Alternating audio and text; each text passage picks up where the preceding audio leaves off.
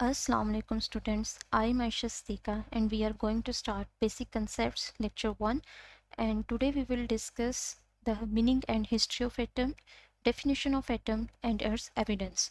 आज के लेक्चर में हम डिस्कस करेंगे कि क्या एटम का कोई वजूद है, क्या एटम की कोई प्रैक्टिकल एग्जिस्टेंस है या ये जस्ट थ्योरेटिकल बातें कि एटम एग्जिस्ट करता है। तो पहले हम डिस्कस करते हैं एटम के मीनिंग्स। ठीक है, एटम वर्ड डिराइव होता है from the word atomos, atomos, और ये एक ग्रीक वर्ड है। एटोमोस का मतलब होता है इनडिविजिबल, इनडिविजिबल, जिसे हम फर्दर डिवाइड ना कर सकें, यानी कि नाकाबिले तकसीम, इसे फर्दर डिवाइड नहीं किया जा सकता। क्लियर? अच्छा, अब एटोमोस से डिराइव होता है एटोमी, एटोमी, ए का मतलब not and tomy mean cut, जिसे कट ना किया जा सके। ठीक है, यानी एटोमोस से डिराइव होता है एटोमी, एटोमी का मतलब नॉट कट, और एटोमी से फिर एटम। ठीक है, अच्छा, एटोमोस का कंसेप्ट हमें सबसे पहले डेमोक्राइटस ने दिया 350 बीसी में। ये ग्रीक फिलोसफर थे, 350 बीसी इनका इरा है, आज से हज़ारों साल पहले, यानी 350 कपिल मसीह में। उन्होंने कहा कि मैटर जो है ये छोटे से छोटे पार्टिकल से मिलके बना होता है। ठीक है, यानी समझ लें कि ये मैटर है। तो उन्होंने कहा कि अगर हम इसको डिवाइड करते जाएं कर दें, इतना डिवाइड कर दें कि छोटे से छोटे पार्टिकल्स में चेंज हो जाए, यानी इस तरह से ही छोटे पार्टिकल्स में चेंज हो जाए। अब इन पार्टिकल्स को हम फर्दर डिवाइड करें और ये ऐसे पार्टिकल्स में चेंज हो जाए जिनको हम फर्दर कट ना कर सकें। ठीक है, इनडिविजिबल, ठीक है, इनको फर्दर डिवाइड ना किया जा सके, तो इन पार्टिकल्स को उन्होंने क्या किया, एटोमोस का नाम दिया। और उन्होंने कहा कि हर मैटर का बेसिक यूनिट एटोमोस ही होता है। ठीक है, डिफरेंट टाइप्स ऑफ मैटर जो है वो डिफरेंट टाइप्स ऑफ एटोमोस से मिलकर बना होता है। क्लियर हो गया? ये था इसका historical background and meaning.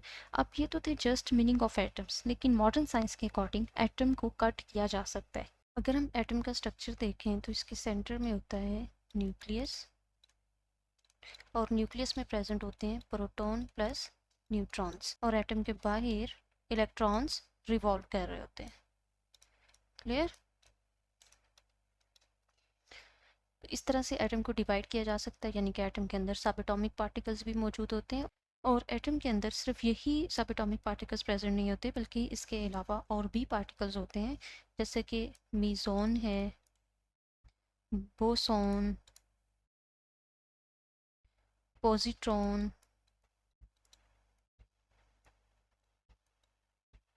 Neutrino, anti neutrino,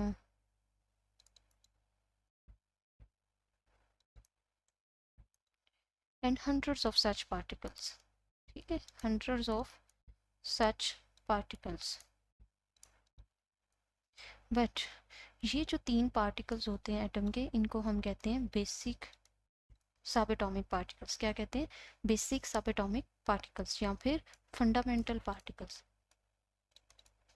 क्या कहते हैं इनको? बेसिक या फिर फंडामेंटल पार्टिकल्स ऑफ एटम। जबकि ये वाले जो पार्टिकल्स होते हैं ये क्या होते हैं? अनस्टेबल होते हैं, अनस्टेबल होते हैं, और ये स्टेबल होते हैं।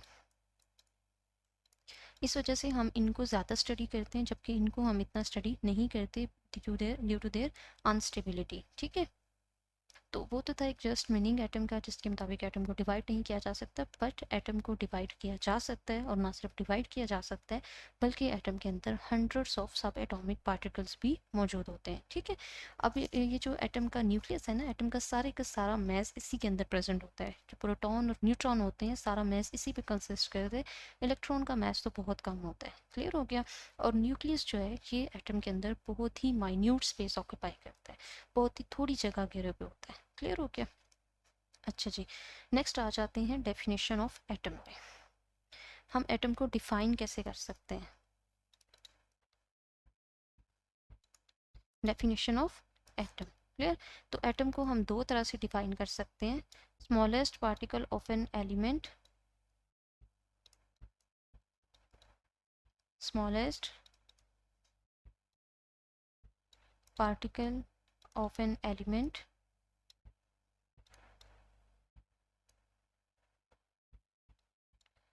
which takes part in a chemical reaction, which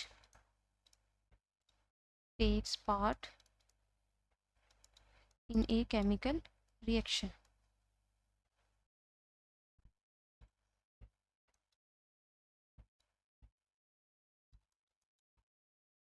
और सेकंड डेफिनेशन क्या है? Smallest particle of an element which may or may not exist independently, may or may not exist independently.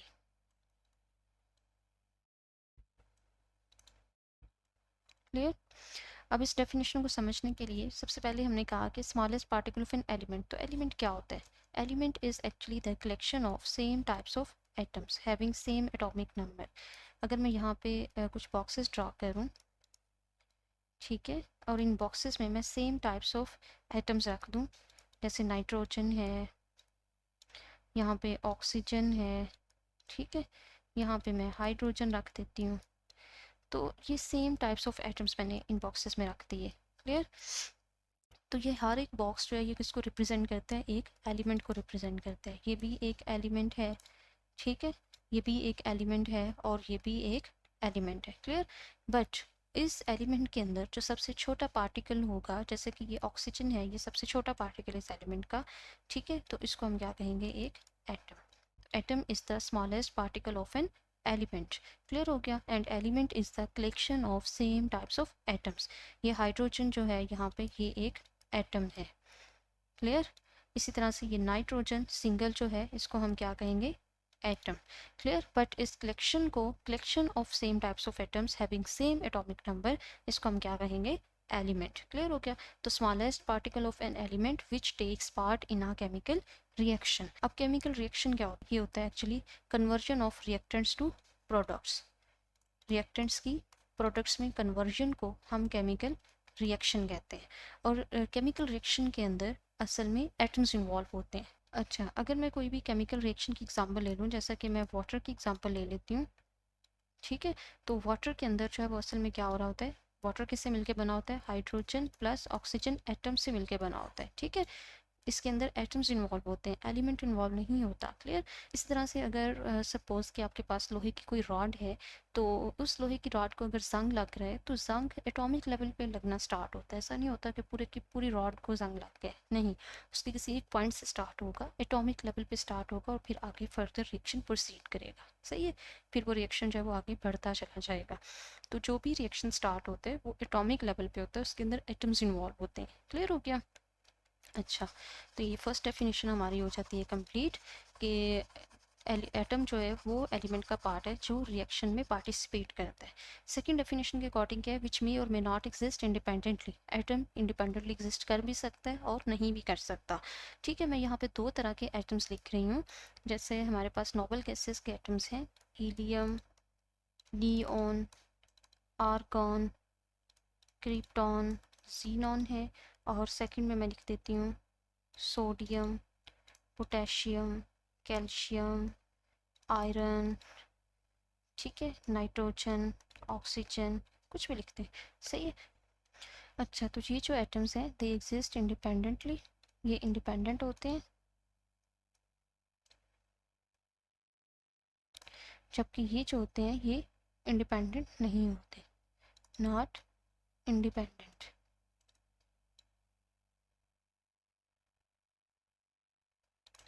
Clear?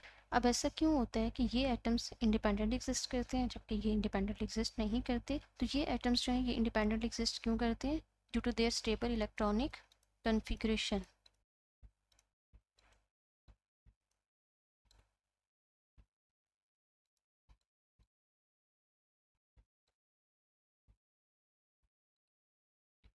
जबकि इनकी जो है इलेक्ट्रॉनिक कन्फिग्रेशन स्टेबल नहीं होती, unstable होती है. क्लियर?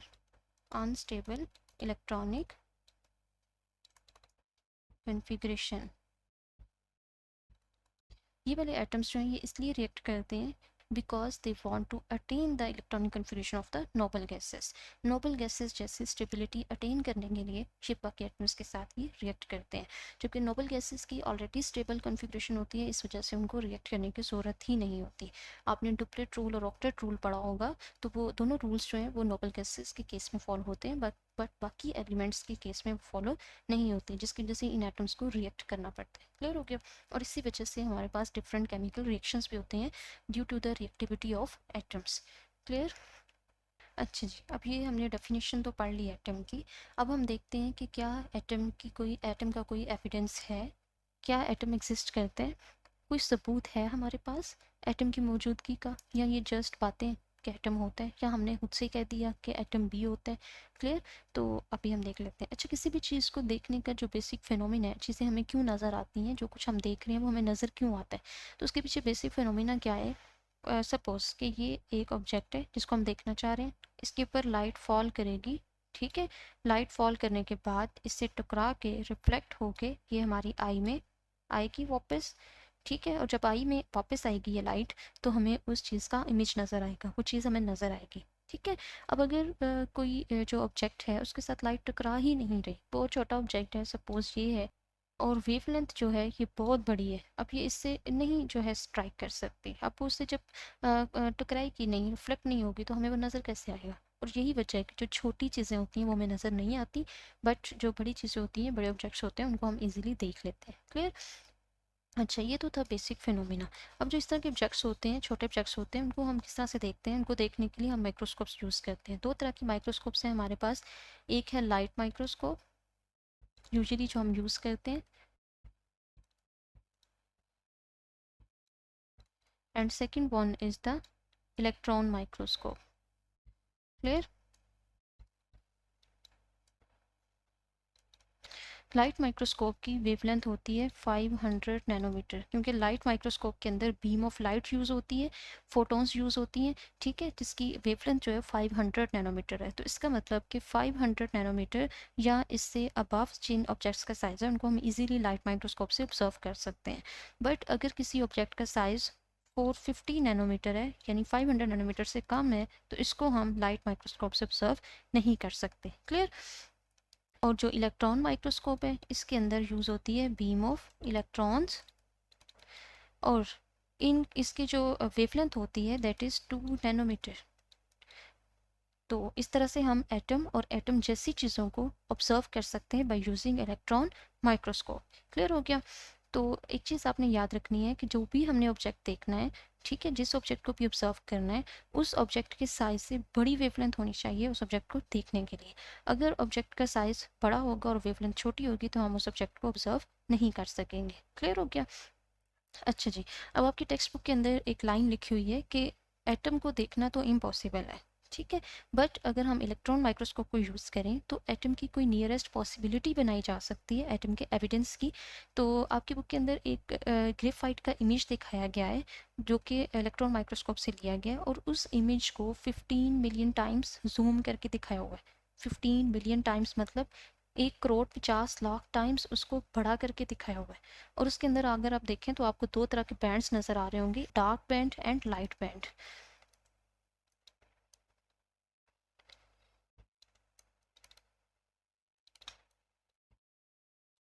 जो डार्क बैंड है वो शो करता है स्पेसिस को बिटवीन द एटम्स, और जो लाइट बैंड है वो शो करता है रोज ऑफ एटम्स को, ठीक है। यानी कार्बन एटम्स की रोज को शो कर रही है लाइट बैंड, और जो डार्क बैंड है वो उन एटम की रोज के दरमियान स्पेसिस को शो कर रहा है, और इस इमेज को 15 मिलियन टाइम्स इंक्रीज करके दिखाया हुआ है। क्लियर? अच्छा जी, नेक्स्ट आ जाए diameter and sizes of atoms.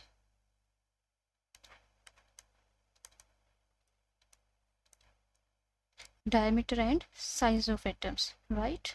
तो डायमीटर क्या होता है? सपोज ये एक सर्कल है, इसके एक एंड से दूसरे एंड तक के डिस्टेंस को डायमीटर कहा जाता है। A straight line passing through the centre from one end to the other end, इसको क्या कहा जाता है? डायमीटर। और डायमीटर का अगर मैं हाफ ले लूँ, ठीक है, ये मैं इतना डिस्टेंस अगर ले लूँ सेंटर से, अगर मैं हाफ ले लूँ, तो this is the radius of the circle. Clear हो गया? 20th सेंचुरी में एक्सरे एनालिसिस के थ्रू एटम का डायमीटर फाइंड किया गया, and it was 2 into 10 raise to power minus 10 metre. Clear. अच्छा, तो ये डायमीटर कैलकुलेट किया गया मीटर में। अगर मैं इसको एंगस्ट्रॉम या नैनोमीटर में चेंज करना चाहूँ तो we know that 10 raise to power minus 10 metre is equals to 1 angstrom. ठीक है। And 10 raise to power minus 9 metre is equals to 1 nanometre. Clear. तो मैं इसको लिख सकती हूँ 2 angstrom. Clear. Because 10 into 10 raise to power minus 10 metre is 1 angstrom. Clear. और इसको नैनोमीटर में अगर कन्वर्ट करना चाहें तो 0.2 नैनोमीटर। क्लियर हो गया। अच्छा जी, ये तो था डायमीटर ऑफ एटम। जी, नेक्स्ट हम देखते हैं रेडियस ऑफ एटम। ठीक है, रेडियस ऑफ एटम। क्लियर। अगर मैं इसका रेडियस देखूं तो ये कितना आएगा। रेडियस क्या होता है, half of the diameter. Diameter को अगर 2 पे डिवाइड कर दें तो रेडियस, तो इसको हम 2 पे डिवाइड करेंगे तो ये हो जाएगा 1 into 10 raise to power minus 10 metre. और अगर मैं इसको एंगस्ट्रॉम में करूँ तो ये हो जाएगा 1 एंगस्ट्रॉम या फिर 0.1 नैनोमीटर। क्लियर। ये एमसीक्यू में बहुत ज़्यादा पूछा जाता है कि एटम का रेडियस क्या होता है। अगर मीटर में पूछेंगे तो 1 into 10 raise to power minus 10 metre, अगर एंगस्ट्रॉम में पूछेंगे तो 1 एंगस्ट्रॉम, अगर नैनोमीटर में आए तो 0.1 नैनोमीटर। और डायमीटर क्या होता है, 2 into 10 raise to power minus 10 metre, 2 angstrom या फिर 0.2 नैनोमीटर। और एक बात आपने याद रखनी है, ये जो हमने डायमीटर या रेडियस कैलकुलेट किया है ये एवरेज रेडियस या एवरेज डायमीटर एटम का। वैसे तो एटम का साइज वेरी करता है। अगर हम हाइड्रोजन से स्टार्ट हों तो टोटल 118 एलिमेंट्स हैं पीरियोडिक टेबल में। हर एलिमेंट का डायमीटर साइज डिफरेंट होता है। ठीक है, रेडियस डिफरेंट होता है, बट हम ऑन एवरेज बात कर रहे हैं। क्लियर। अच्छा जी, एक और बात, ये जो हमने डायमीटर एटम का कैलकुलेट किया है ना, वैसे तो किसी भी सर्कल का जो डायमीटर है वो इस तरह से कैलकुलेट होता है, बट जब हम एटम की बात करेंगे तो एटम का डायमीटर हमेशा बॉन्डेड एटम्स का डायमीटर लिया जाता है। ठीक है। ये दो बॉन्डेड एटम्स है, सपोज इनके जो सेंट्रल न्यूक्लियाई है ना, उनके सेंटर का डिस्टेंस कैलकुलेट किया जाता है और इसको हम डायमीटर मानते हैं। क्लियर। ऐसा क्यों होता है, ऐसा इस वजह से होता है क्योंकि एटम का जो हम स्ट्रक्चर पढ़ते हैं ना, वो ये वाला स्ट्रक्चर एक्सेल स्ट्रक्चर नहीं होता, बल्कि एटम का एक्चुअल स्ट्रक्चर ये होता है। ठीक है। एटम की कोई फिक्स्ड बाउंड्री नहीं होती। जो इलेक्ट्रॉन्स हैं ये एटम्स के अराउंड 3 डायमेंशनल स्पेस में मूव कर रहे होते हैं। क्लियर। तो जब एटम की कोई फिक्स्ड बाउंड्री नहीं है तो फिर हम इसका डायमीटर कैसे कैलकुलेट कर सकते हैं। इस वजह से हम जब भी एटम का डायमीटर लेंगे तो हम दो बॉन्डेड एटम्स की न्यूक्लियाई के डिस्टेंस को काउंट करेंगे। क्लियर। और इसी को हाफ करके फिर इसका रेडियस लिया जाएगा। और इसी तरह से एक्सरे एनालिसिस के थ्रू एवरेज डिस्टेंस फाइंड किया गया एटम्स के दरमियान और उसको फिर डायमीटर काउंट किया गया। क्लियर। नेक्स्ट आ जाते हैं मैस ऑफ एटम। और इसी तरह से हम जो एटम का मैस लेंगे वो भी हम ऑन एवरेज बात करेंगे। वैसे तो हर एटम का मैस डिफरेंट होता है, हर एटम का डायमीटर डिफरेंट होता है, बट हम ऑन एवरेज बात करेंगे। ठीक है। अच्छा जी, तो ऑन एवरेज एटम का मैस जो है जो कैलकुलेट किया गया that is 10 raise to power minus 27 kg to 10 raise to power minus 25 kg। क्लियर। अब अगर मैं किलोग्राम को ग्राम में कन्वर्ट करूं और फिर ग्राम को मिलीग्राम में, किलोग्राम को ग्राम में कन्वर्ट करने के लिए 1000 से मल्टीप्लाई, देन ग्राम को मिलीग्राम में कन्वर्ट करने के लिए 1000 से multiply. 1000 mean 10 raise to power 3 और ये भी 10 रेज टू पावर 3। अब अगर मैंने किलोग्राम से इसको ग्राम में लेके जाना है तो 10 रेज टू पावर 3 से मल्टीप्लाई करेंगे तो ये हो जाएगा 10 रेज टू पावर माइनस 24 और ये 10 raise to power minus 22। Clear. Gram. अगर इसको मैंने मिलीग्राम में करना है तो अगेन 10 रेज टू पावर 3 से मल्टीप्लाई और ये क्या हो जाएगा 10 रेज टू पावर माइनस 21 और ये क्या हो जाएगा 10 raise to power minus 19 milligram. ठीक है। बट एटम तो बहुत छोटा पार्टिकल है। ये क्वेश्चन आता है माइंड में कि एटम तो बहुत छोटा पार्टिकल है, तो फिर हम इनके मैसेज जो हैं किलोग्राम, ग्राम या मिलीग्राम में क्यों ले रहे हैं। तो एटम का मैस हम एक्चुअली फाइंड करते हैं AMU में। ठीक है। एटॉमिक मैस यूनिट में हम लेते हैं AMU।